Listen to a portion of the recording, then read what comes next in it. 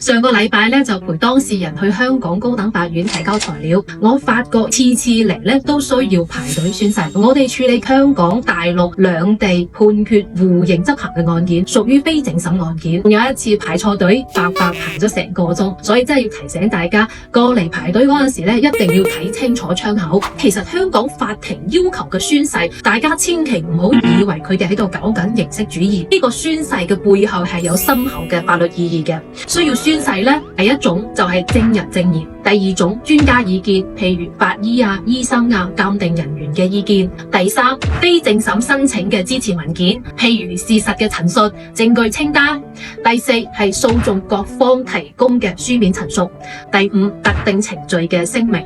我哋所提交嘅材料係屬於第三種類型嘅。咁點解香港宣誓咁緊要呢？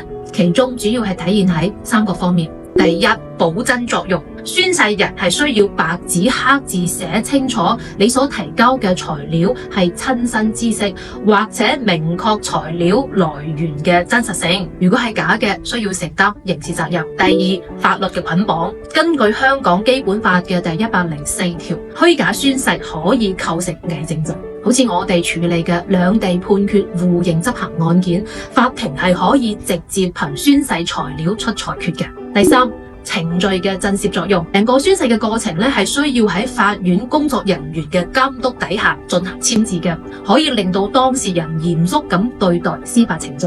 香港司法體系講究嘅咧係牙齒當金使，簽得宣誓就預咗孭飛。我同香港客戶打咗咁多年嘅交道，我發覺佢哋身上有一個非常之特別嘅共通點，就係守時間、守信用。呢一種良好嘅風氣同當地嘅法律體系係真係分唔開嘅。制度塑造習慣，習慣反過嚟維護制度，呢種良性循環值得我哋好好學習。